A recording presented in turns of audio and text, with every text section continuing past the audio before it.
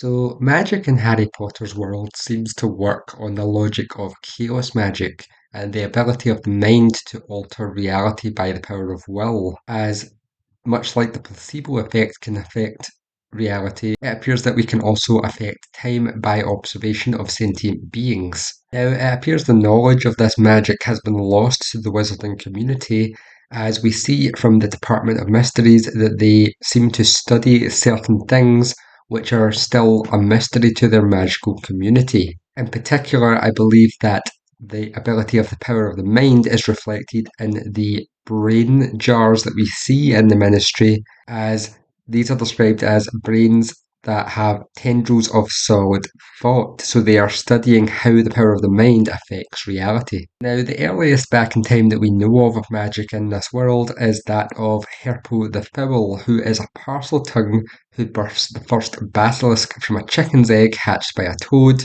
and is also the creator of the first Horcrux, showing us that the magical strive to conquer death is a recurring theme within this franchise, which exists so far back in time that it is basically a core trait. And we also find that another ancient form of magic related to snakes appears in the form of the Maledictus. As we see from Nagini, she was noted to have once been trapped in the jungles of Indonesia, and Nagini is derived from Naga, which is a ancient mythological being from the areas of India and Indonesia who are half snake. So we know the Ministry of Magic in Britain at least is founded in 1707, and the international wizarding community goes into the state of secrecy in 1689. So we see that a lot of the information we have on magic and the founding of Hogwarts predates this, as the oldest we get of actual established history appears to be the Hogwarts founders around the 11th century. And we see that medieval age wizards were persecuted, leading to them going into hiding, so it is widely accepted that the founders joined together to hide magic from the muggles who were hunting them. And it is noted that it was during this time period that the wizards having to suppress their magic led to an increase in obscurials existing. But as of the current era, there are supposedly due to none, because they no longer hide their magic because they have secret communities. Now, it can be inferred that each of the four founders of Hogwarts represents one of the four nations of the British Isles. As we know, Helga Hufflepuff represents Wales, and Rowena Ravenclaw represents Scotland. Godric Gryffindor appears to represent England, and this leaves us with Salazar Slytherin, which, based on the snake mythos surrounding him, and the historical legends of religious people chasing the snakes out of Ireland, I believe that this shows us that Slytherin, in fact, was the Wizard of Ireland. The snakes being chased out were in actual fact the wizards. Now, each of the four founders have their own stories related to them. First of all, we have Godric Gryffindor, and his relic is the Sword of Gryffindor, which was apparently created by the goblins, who apparently turned on them afterwards as they wanted it back because of how good it was, which is strange to take at face value given what we know of goblin culture in the present day. Which leads us to the question, where do goblins come from? As they are strong in magic, and interestingly enough, we know that they can interbreed with humans, so that implies common genetic ancestry. And I believe that this is true of goblins, giants, and potentially ogres in this world, as they all appear to have some form of magical potential or the ability to interbreed. And so I believe that because Godric is perceived as a heroic figure, and as we have seen in real world mythologies, this usually gets twisted to cover up any deeds that they have done. It's possible that Godric did not actually get given the sword by the goblins, but in actual fact took it from them in a conquest, hence why they are so annoyed about it, and also explaining why the goblins always have uprisings and appear to be subservient to wizard kind, despite clearly having their own powerful magic. Which points me towards another species which is very similar to the goblins, the house elves, which I believe are not actually a native, natural species, as we see that the house elves appear to be born into slavery to wizard kind. They hate being freed, and their master has to give them material objects such as clothing in order to free them from service.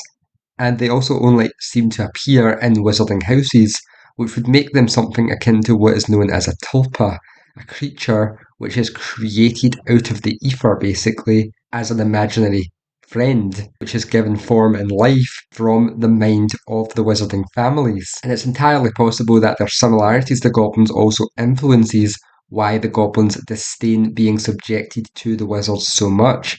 They are very similar creatures, and based on what we see of the statue within the Ministry of Magic, we see a witch and wizard being looked up to by house elves, goblins, and centaurs, three very powerful ancient races which most likely they subjugated in the past. Now, our second and probably most important of the founders in the lore here is Rowena Ravenclaw. She is said to have led them by a dream she had to the location of Hogwarts and also was instrumental in the creation of the castle's form, as it is her that is credited with allowing it to change its form and rooms. Potentially, she was also therefore the one who created the Room of Requirement as a safe haven during the ancient times. Now, she was led there by a dream, which seems like prophecy magic to me, which is most likely taken from the third race that the Ministry supposedly subjugated, the Centaurs, who are a race of seers who read the stars, explaining why the Department of Mysteries have the space room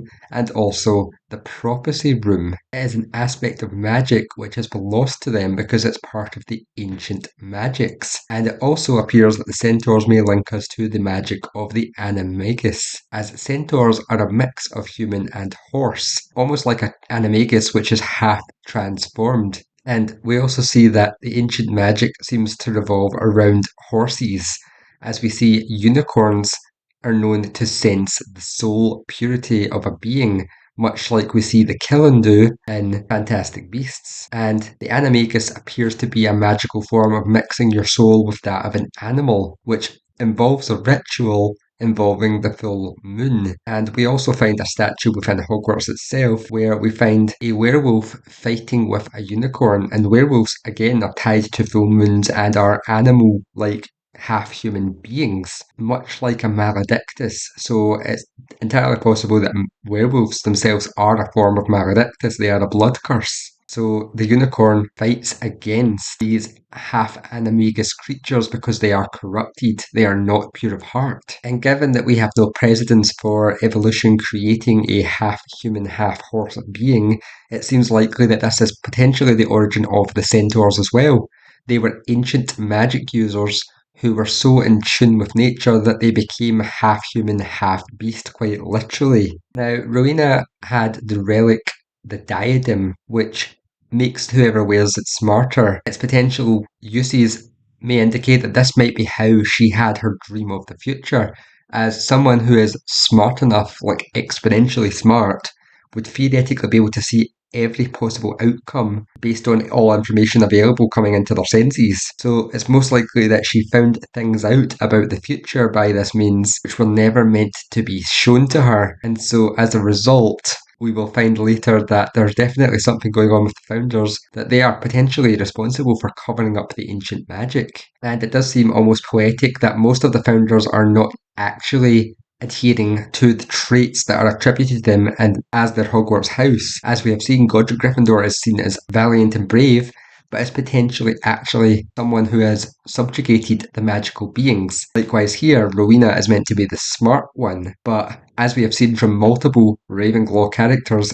in the stories, they have the tendency to be too smart for their own good. As we've seen with the Ravenclaw villain trope, it's basically a careful what you seek thing, as we see with Quirrell and also with Lockhart. And Rowena, based on this fact alone, is one of the most potential lore relevant characters when it comes to creating new stories in this franchise, as we could literally have some form of story where she has set up something that she has seen in the future and potentially even has secret heirs like we have the heir of Slytherin, as we do know of the heirs of Slytherin and of Hufflepuff in canon, but we never actually see anything of the heir of the other two. And given that it supposedly ends with the death of her daughter and therefore no carrying on of her line, we don't know that for certain. She could have foresaw that there was like a secret bloodline or something which could pass down through the ages, which would make a good protagonist character for a story later on. Now, this ability to see the future opens us up to the wizard's study of time.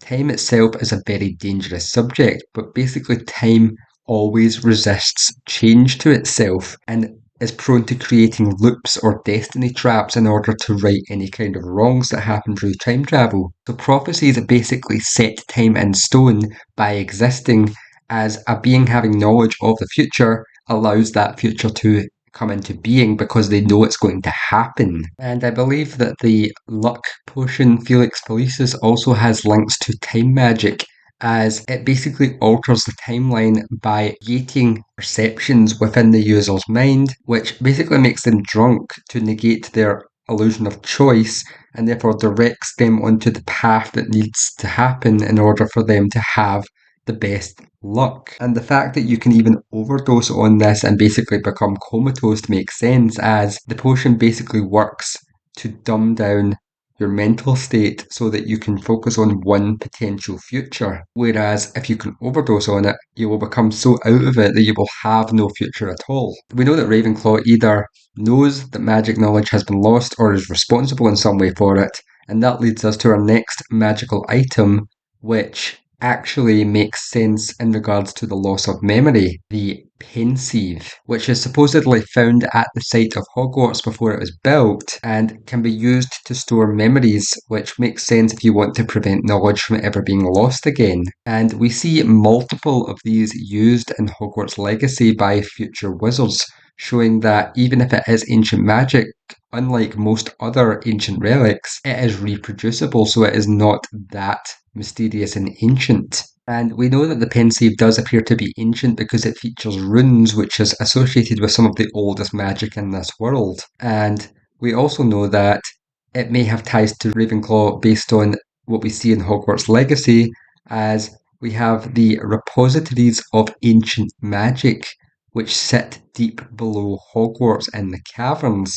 And only a select few wizards have the ability to see this come the start of the 21st century. It has connections to memories and pain, and also has an unusual ability which we find in the final battle. It can turn someone into a dragon, and we know the Hogwarts motto itself is never tickle a sleeping dragon. So there must be some kind of like thematic connection going on here, as dragons are one of three magical beings in this world which are of great importance due to their connection to the creation of supreme wand cores, the other two being the phoenix and also the unicorns, which are magical horses which, as we have pointed out before, are integral to the ancient magics, which we can infer that phoenixes are too, as they appear in some of the oldest human religions in which they fight against snake demons, and some of the oldest magical knowledge we have of this world is with Herpo the Fowl, a snake magician.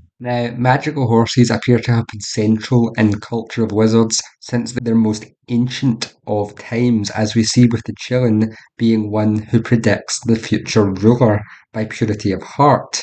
And Qilins are basically unicorns in Chinese mythology, and we also see that they are tied to ancient runes due to the study of ancient runes featuring unicorn horns. And we also get interesting points about unicorns, that they also have the purest of blood, which can keep someone from death but grants a cursed half-life as a consequence. So unicorns have a sort of connection to purity, and as they are known in this world to be the most worst kept secret from basically everyone, including the muggles, they are basically extinct because they would be hunted to extinction due to their powerful magic and their ability to create basically immortality, which however comes at the cost of granting a half-cursed life. Now, there is one other race of very important magical horses that exist in this world, which would make sense to be tied to the unicorn based on their creation, the Thestrals.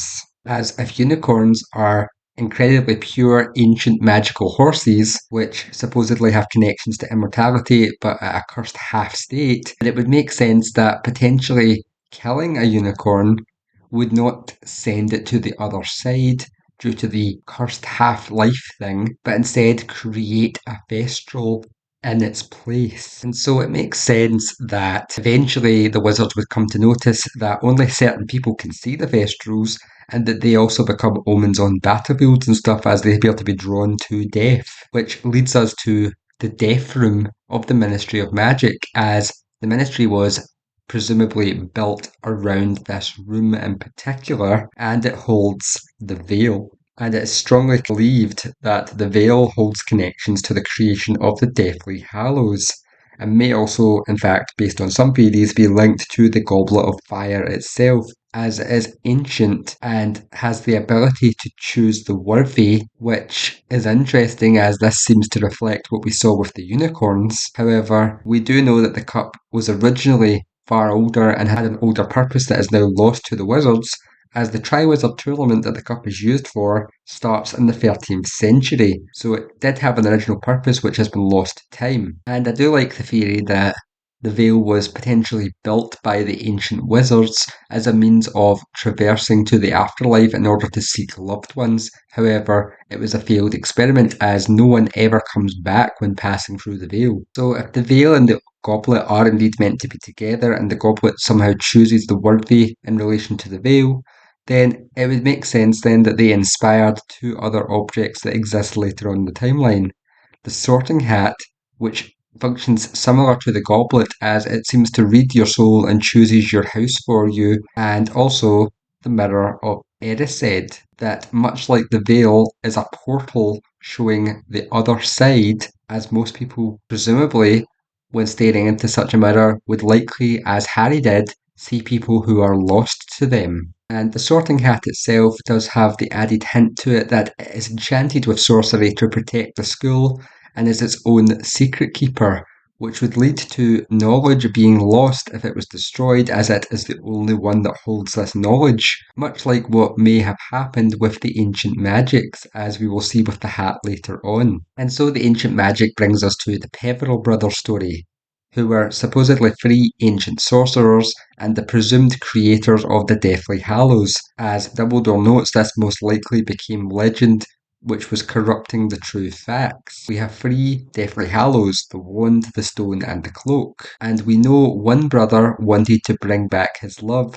so it can be inferred that she somehow died, so they sought to revive her, which leads to him ending up dueling his brother and creating the first case of prior incantatum. Now, we know that this requires twin wand cores to function, and the Elder Wand has a Thestral core. So I think it was originally a unicorn hair that was corrupted in some way, potentially by this event. That led to them dueling. Potentially, one of the brothers was trying to stop the other from corrupting the forces of nature. As my guess is that the unicorns are sacred in the ancient cultures, and he killed one in pursuit of his dead love. And the resurrection stone is, as has been noted by some theorists, a bezoar from the unicorn, as both bezoars and unicorns have healing legends associated with them, and he attempts to enchant it to show the dead to create the resurrection stone.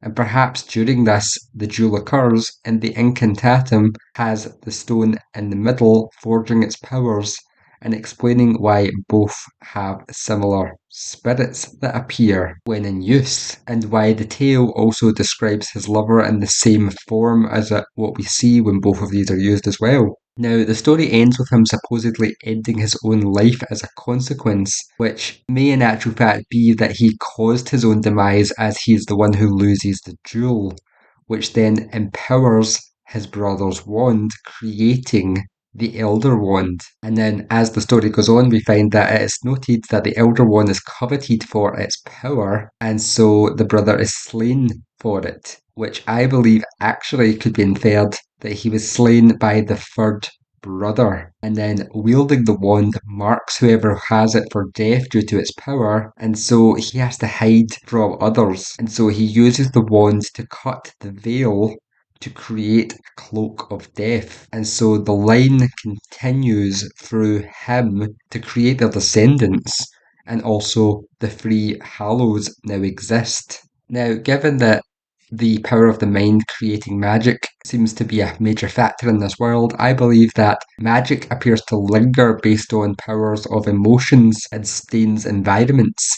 And so it's entirely possible that given that the majority of ancient history takes place around the London area, it makes sense that this whole area is steeped in dark magic as a result. And so when the wizards after a certain time decided to migrate to Hogwarts every year, it creates path, as was pointed out by certain theorists, which then creates a magical chain of protection spells all the way from London to Hogwarts, creating the path of the Hogwarts Express, and then also allows Hogwarts itself to be protected by multiple protection charms overlapping on each other. And much like we saw the wizarding families giving rise to house elves as an extension of their own magical existence, we find that Hogwarts itself has the same function, as the sheer amount of magical children attending this school gives rise to chaos incarnate in the form of Peeves the Poltergeist. And so we get our third wizarding founder of Hogwarts, Salazar Slytherin, and he repeats the age-old historical magical precedent in this world of trying to beat death. As many have theorized, he is not actually as evil as he is made out, and also I believe he loses his love and he tries to save her, and in the process becomes known as evil based on his methods. So, what if Salazar is actually a descendant of the Peverils in some way? As we see the Gaunts, who are descendants of Slytherin, have the Locket of Slytherin as an heirloom, but are also in possession of the ring with the Resurrection Stone, which is an heirloom of the Peverils. So, based on their status of being descendants, it makes sense then that this might imply that Slytherin himself was a descendant of the Peverils. And if we can infer that the Mirror of Erised is based on the Veil, the Locket of Slytherin could be based on the Mirror of Erised, as when you think about it, a locket usually contains a portrait of someone's love and potentially a mirror, so you can see yourself beside your love, much like what the Mirror of Erised does. It reflects you next to your loved ones if that is what you desire. And given the magical connection with snakes associated with Slytherin, it is also theorised by some that his lover was actually a Maledictus and he could not save her, and potentially that she even became the basilisk of the Chamber of Secrets itself, which explains how he learns Parseltongue from her, and also why he was associated with healing. This also would explain why he set up the Chamber of Secrets as her, basically, containment to keep her safe, and that over time, the wizarding community corrupted the histories to make him out to be a pure-blood enthusiast, as we do see that the most notable wizard of all time in their world, Merlin, was a Slytherin and would have been born not long after the founder's time, and yet he was adamantly against pure-blood supremacism. We also find that his wand has basilisk horn core and was passed down to the Gaunts until the 1600s, when it was taken to America and planted, becoming a healing tree when they founded Ilvermorny. So he was a healer based on this logic. So the fallout with Godric seems odd unless they had a falling out not over who could enter the school, but over his methods to recover his corrupted wife. It is believed that he did indeed leave the other founders as a result of the falling out, and we see that he does have ties to each of the three unforgivable curses. I don't believe that he himself created them, but most likely they were created as a result of the Peveril brothers' experiments. But we do see in Hogwarts Legacy that there is a secret scriptorum of Slytherin, and it is only accessible by using Crucio on someone, which is notably shown to have a red energy and basically causes pain. And as I have noted before, chaos magic thrives on negative energies such as pain and suffering. So this would stain an environment and create more magical lingering energy. And from the scriptorium we get led to the village of Felcroft, which has catacombs where a relic exists which can control Inferni, which most likely link to the Imperius curse, as these are basically corpses that have been subjected to the will of another being, much like the Imperius curse does.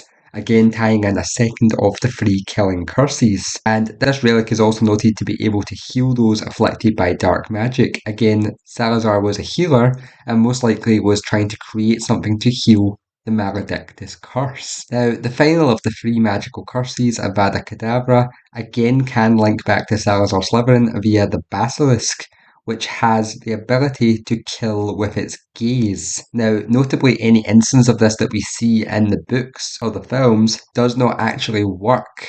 However, in the instances that it doesn't, it causes burning and scorching to the surrounding regions by whatever shielded the person from the snake's gaze, as it appears that the ability of the snake's gaze is to burn out the soul of those who view it, much like we see Avada Kedavra do. It literally just wipes the soul out of a body so they cannot be saved. And as has been pointed out, the basilisk itself is most likely connected to this spell, as the basilisk is a blinding green, just like Avada Kedavra. Now, we see other wizards continue their quest for immortality, as in the 14th century, Nicolas Flamel creates the Philosopher's Stone, which potentially has connections to Fawkes the Phoenix, and this makes him frail and ghostly, so it is not a perfect ideology of immortality, as yes, you live forever, but you're going to be fragile and not able to stand much. Now,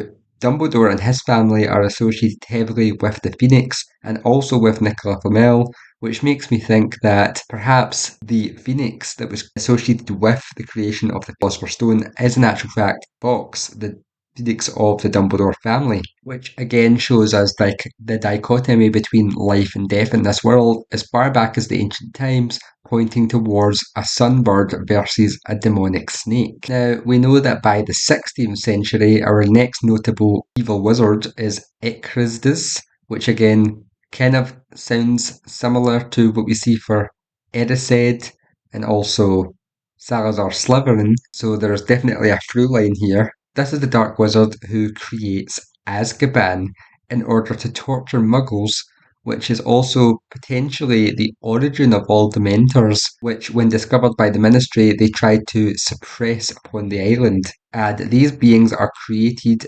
notably like fungus, they spawn from the amount of traumatic energy from the tortures that occurred in this location.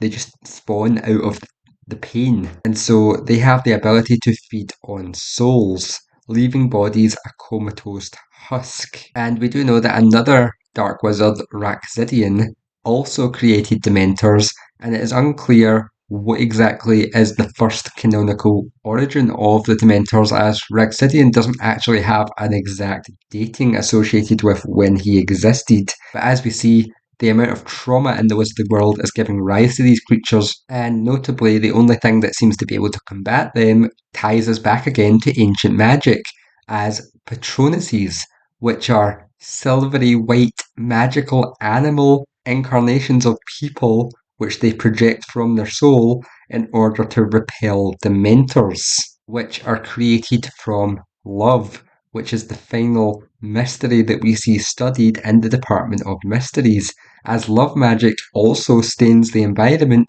but is much rarer and harder for them to understand. And so this leads us into protection magic. As we see from the Hogwarts pilgrimage, protection is an ancient memory which is tread through history, reinforcing it over time via the multiple minds forming a sense of community. And we see a similar form of magic is used with the Sword of Gryffindor, as it appears to those in need, and so it was likely that it was originally buried with Gryffindor and then later transported to those in need via magic, presumably returning back to him after it is no longer needed.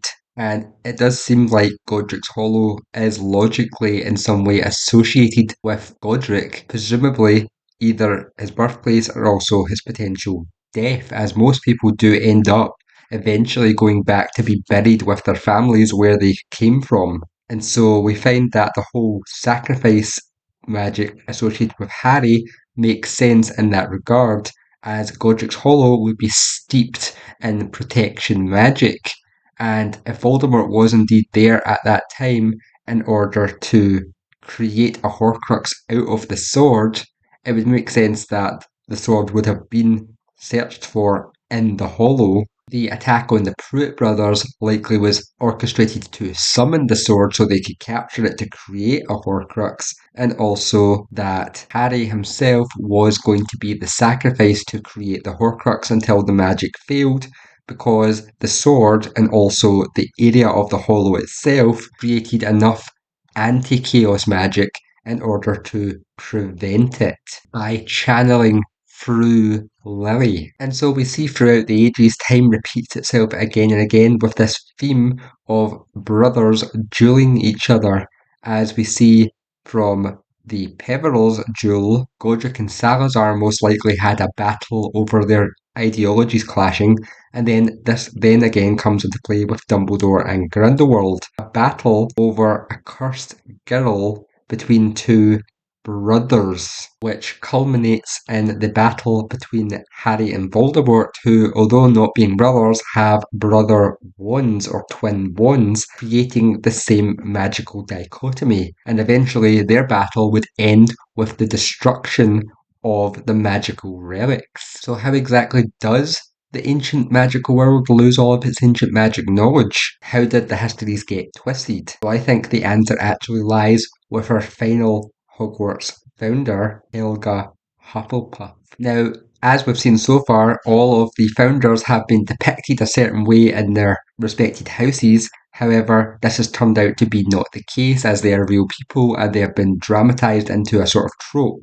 And the same could be said of Hufflepuff here, always depicted as jolly and noted to have accepted everyone and even recruited the house elves into Hogwarts. She is also noted to be Ravenclaw's dearest friend, and we know Ravenclaw is the first to die. And we do know that Godric Gryffindor does indeed die at some point, so that leaves us with Hufflepuff being our only founder that we have who has no lore around her and basically has no record of when she died. And I believe that Helga is the one who caused the magic world to forget. As a favour to her dear friend Rowena, she knew the ancient histories would drive the wizards to destruction, and their seeking of a way to cheat death would ultimately lead to their downfall, so she obliviated the entire wizarding world.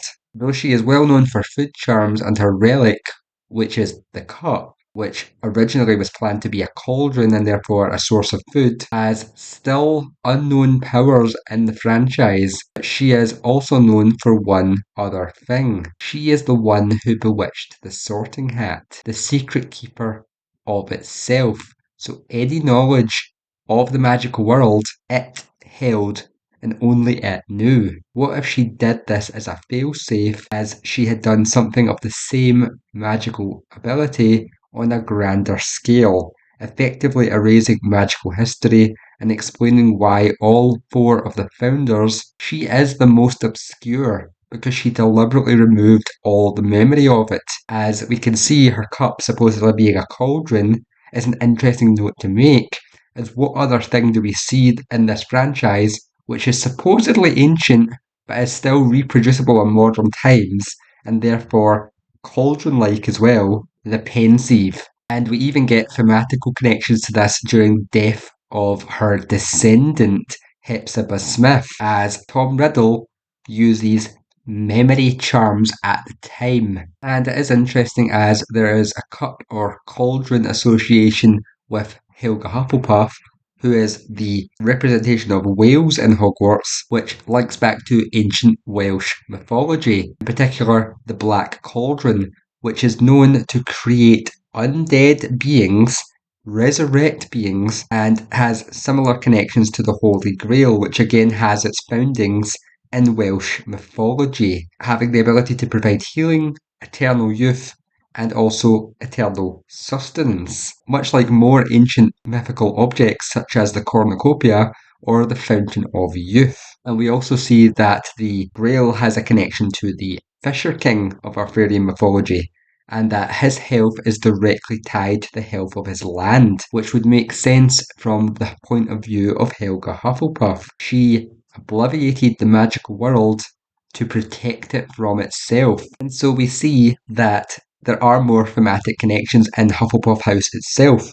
Hufflepuffs are supposedly good finders, which would make sense for a group of people in association with someone who made everyone lose something. The cup of Hufflepuff supposedly, as some have theorised, summoned food, much like the kitchen plates that we see in Hogwarts, which connects to the kitchens where Helga recruited all the house elves, and also it apparently could have the ability to detect lies from someone if they drink from it, which is similar to the sorting hat, which she enchanted, which is based off of the Goblet of Fire, which seeks those who are worthy. So I strongly believe that after she obliterated the entire magical world, her ancient relic was in actual fact the Pensieve, but she created the cup as a decoy. And so when Hepzibah Smith mentions that the cup has powers she has never tried but intends to test, it can be implied that no one has ever used the cup to these abilities. So the cup is a fake, the cup is a decoy. And we do find that there is one other major lore point in a Harry Potter game, which again could tie us back to Hufflepuff being more involved in stuff than what we realise, as we see the cursed vaults in Hogwarts Mystery notably glow with the colours of Hufflepuff House. They glow yellow. You would think ancient vaults that contain devastating knowledge would be associated with Ravenclaw and not Hufflepuff. However, what do we find that these cursed vaults are? They are traps. Most of them do not actually contain what they are meant to be seeking. And so we find that it's noted they are also created by either a founder or a paranoid headmaster. So a founder makes more sense. They were created by Hufflepuff in order to lead people off the path of finding whatever they are trying to hide. One of them even has a dragon inside guarding it, which again leads back to the Hogwarts motto, never poke a sleeping dragon.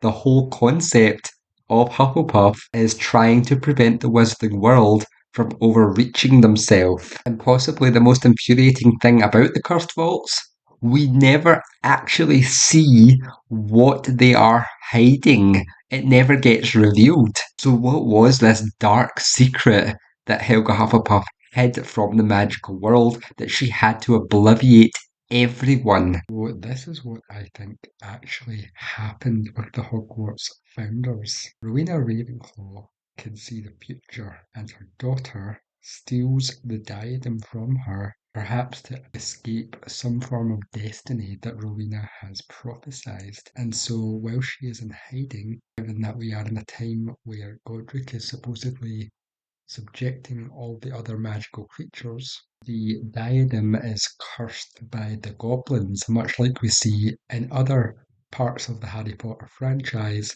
The goblins have a tendency for creating cursed jewellery, much like the opal necklace that we see, and also a cursed pendant in the Hogwarts Mystery game. And notably, goblin magic supersedes the magic of wizards and is harder for them to heal any kind of magical malady caused by them, explaining why Rowena was noted to be dying, but they couldn't save her with magic. Now, given the connection between the Bloody Baron and Rowena's daughter, this makes me think that there is some sort of link between Rowena herself and Slytherin, and the fact that Slytherin is already someone who is attempting to cheat death, potentially to save a loved one. The person he may actually be trying to save might actually be Rowena, or at the very least, this was his last straw after losing his wife to the Maledictus curse. And if the battle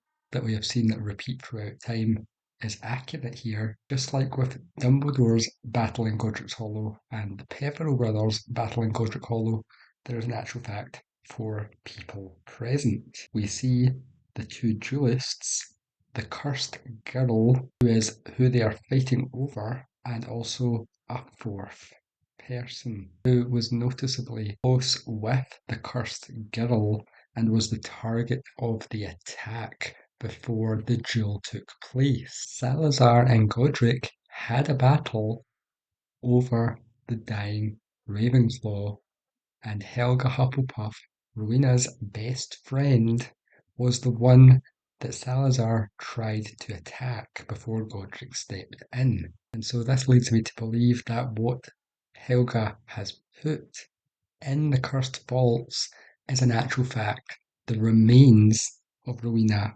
Ravenclaw. Because as we have seen in the franchise so far, memories have the ability to create the ancient magic repositories which can turn people into dragons. And we find that a similar thing happens in the Fantastic Beast movies. We see a magical skull that is being used by Grindelwald, and based on certain cuts within the film where they're talking about the prophet Dodonis, and then it immediately cuts to the skull, it makes me believe that the skull is the skull of the prophet. So this is a special skull because it is the skull of a being who can see through time. And notably, this skull can be used to grant other people visions, showing that it still has magical potential even though the prophet is dead. So this makes me think that the bones of a prophet have some kind of magical power. Now, we see in the Crimes of Grindelwald that Grindelwald can project the Protego spell around himself using the Elder Wand, which creates a ring of fire. And notably, the Elder Wand is being used to create this, and also the fire basically detects who is worthy to join his cause, which is very similar to the ancient magic that the Elder Wand stems from, linking it back to the magic of unicorns and also the Goblet of Fire. And we have seen that with this ancient magic that it allows the creation of half human, half animal creatures such as centaurs by way of creating an animal soul being, and that these centaurs have ties to seer magic. We see in the film when someone hits the skull with a spell and it falls and shatters within the protection ring, it creates fiery, rampaging, dragon like beasts which begin to spread and supposedly could destroy all of Paris. Which, although despite being claimed not to be Fiendfire, function very much like how Fiendfire would function, which makes me think that Fiendfire itself is in some way created using the time magic, because it is being released from this skull. It is very much a fire which burns across time and space, and so it is an eternal flame, which also notably has the spirits of multiple beasts running around within it, explaining why it has the ability to destroy the soul within a Horcrux. Most notably, the form of it taking a dragon is very much pointing again towards a connection to the ancient magical repositories involving memory, and the Pensieve, which is again tied to the ancient magics. And so I believe that following the duel and Rowena's death, Helga honoured her friend by eradicating the ancient magic from the knowledge of wizards in order to prevent them from creating abominations using magic. And so while all the other founders either died or left around her, she was solely left in charge of the castle and became the headmaster, created the vaults, and covered up all of the magic from the wizarding world.